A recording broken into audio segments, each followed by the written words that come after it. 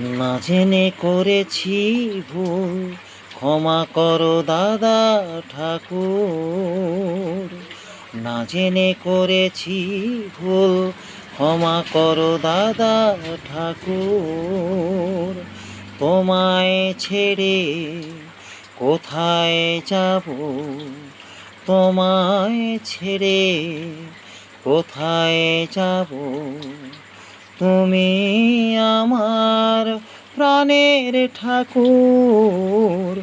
না জেনে করেছি ভুল, ক্ষমা করো দাদা ঠাকুর।